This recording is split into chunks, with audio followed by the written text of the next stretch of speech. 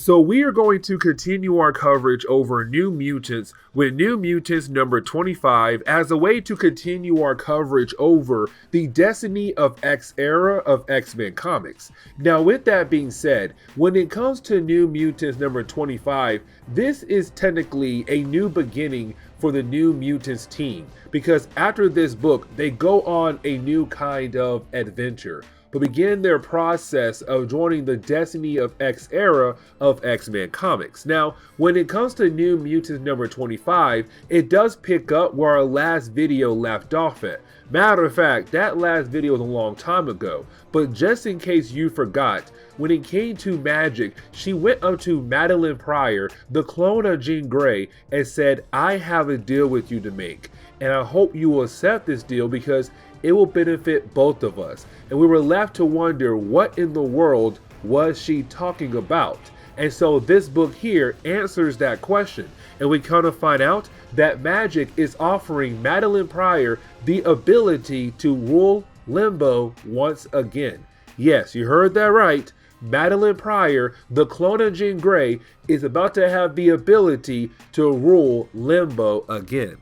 And so getting into today's storyline, we pick up with a character known as Sin. Now, Sin been around for a very long time in Marvel Comics. Matter of fact, I want to say the 1980s, because he was part of the 4-part miniseries that belonged to Magic. Either way, when it comes to Sin, he's usually more of a henchman-like character for other characters that are the ones who are ruling over Limbo. So for right now, he would be the henchman to Magic. But apparently he's right now talking to somebody else, and we have no idea who this other person is. But this person does give him some kind of ritual to bring out some powerful weapon. Now this weapon is going to be very important for today's comic book video, but we're left to wonder who is the mysterious person that Sin was talking to.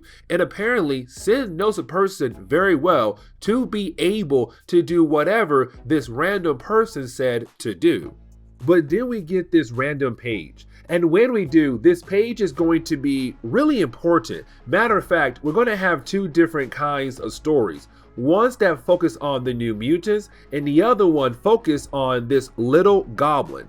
And matter of fact, when it comes to this little goblin, we kind of find out that apparently some kind of shadow monster keeps following it around. And so when it comes to the goblin, it's always trying to get away from the shadow-like creature. Unfortunately, no matter where the little goblin goes to, the shadow creature is always there, always whispering evil things and being so scary looking to our little goblin. And so unfortunately, no matter how far our goblin goes, that shadow will always be there on his tail. But we finally jump over to the New Mutants, and when we do, we see them training, or it seems like they are training, but at the same time, they're having a conversation, because when it comes to Dani Moonstar and Wolfbane, they're very concerned for Magic, and the reason why, because Magic told them what she is planning to do, which is give Madeline Pryor the ability to rule over Limbo once again. And when it comes to Dani Moonstar and Wolfbane, they are very concerned about the idea of Madeline having that power once again. And the reason why, because the last time she was the ruler of Limbo, well, she did some horrible things to the planet Earth, especially New York. And matter of fact, that was a Marvel event, I want to say in the year 1990, better known as Inferno. Either way, when it comes to our other heroes, they're really concerned for Magic right now, because what she is doing is giving an evil person the ability to become the ruler of Limbo once again, and could most likely use that power once again to do more evil to the rest of the mutant race. But getting back over to the story about the little goblin, we kind of find out the little goblin heard about a weapon that could help it defeat the shadow-like creature. Unfortunately, the small goblin had no idea where the actual weapon was at or how to get to that weapon. but it did find a clue, and that began a quest to find that weapon to finally defeat the shadow-like creature. Now, as soon as the goblin began his quest, it was confronted by 3 other characters that had agreed to help the goblin complete this quest. Now, you can tell that these 3 characters look very similar to other New Mutant characters right now. Either way, these 3 characters did agree to help out the small goblin to find this weapon and to finally defeat the shadow-like creature. But getting back over to our heroes, the New Mutants and Madeline Pryor, they do arrive in Limbo. And when they do arrive in Limbo, you still have Danny Moonstar and also Wolfbane very confused on why, when it comes to magic, trying to give over Limbo to Madeline Pryor. And the reason why, because they're still concerned about the idea that Madeline Pryor will use the powers of Limbo to do some more crazy things on Earth. But when it comes to magic, she explains why she is trying to get rid of Limbo. And the reason why? Because of her past. Let me explain. When magic first appeared in X-Men comics, she was just the little sister of Colossus. That was it. And matter of fact, she was a very young girl. But in one of the Uncanny X-Men books, she was grabbed by a demon known as Belasco, who grabbed her and brought her over into Limbo. Now, at the end of that issue, she was brought back into the main Marvel universe, but she came back a tad bit older. And that was when we found out that apparently, while she was gone in Limbo, many years passed by in Limbo, but on the real world, only about a few minutes passed, and that was it. Either way, many years later, Marvel gave us a 4-part miniseries to explain what happened to her in Limbo. And when Belasco grabbed her, he was trying to use her to complete some crazy magical stuff. And honestly, it's not important right now. Either way, when it came to Belasco, he did some horrible things to her. And unfortunately, that was her childhood, to be stuck in Limbo. And so, when we do jump back over to the present day, it's magic telling Danny Moonstar and also Wolfbane the reason why she's trying so hard to give up Limbo. But at the same time, she said, don't worry, I made a contract that makes sure that Madeline Pryor does not do anything crazy that could harm the human race or the mutant race. And you have Madeline agree to the deal. She signs the contract. And so that begins the process of magic giving Limbo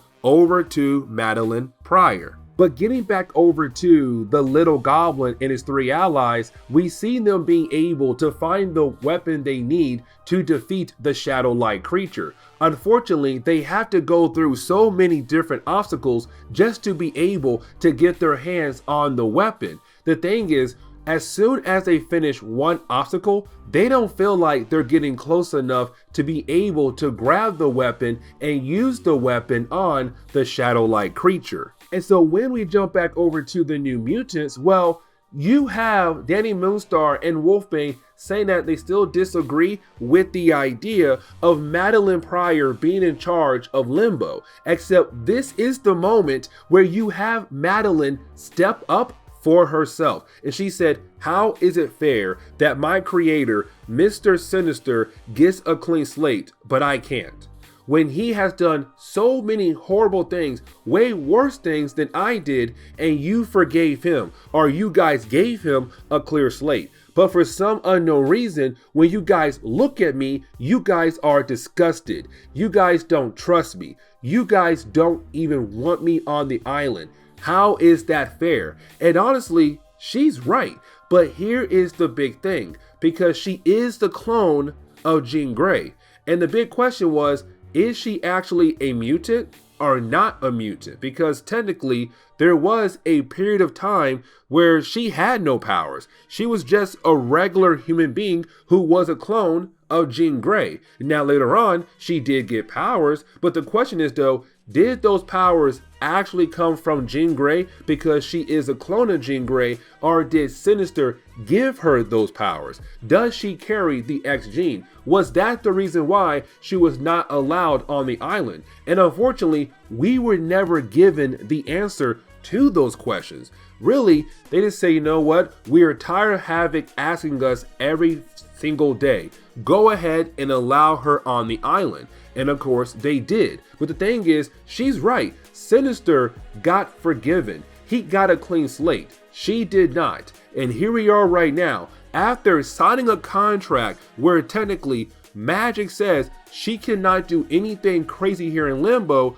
Danny Moonstar and also Wolfbane still do not trust Madeline Pryor. So while our heroes were talking to one another, well, that is when you have Sin and a bunch of other demons just bust into the room. And this is Sin and the rest of the demons saying, you know what? Nobody here in this room right now is going to be in charge of Limbo except me. And that is final. And he's right now carrying that powerful weapon I told you guys earlier that is going to be very important for this storyline. Checking back in with the Goblin and his 3 allies, we come to find out, unfortunately, they were not able to get the weapon they need to defeat the shadow-like creature. And matter of fact, it seems like they're about to lose their own lives at the moment. But then we have to jump right back over to the New Mutants, who are right now fighting against a bunch of demons who want them out of Limbo. And so we see our heroes fight against the army of demons that are working alongside with Sin. Now this is the moment I have been saying that Sin is going to use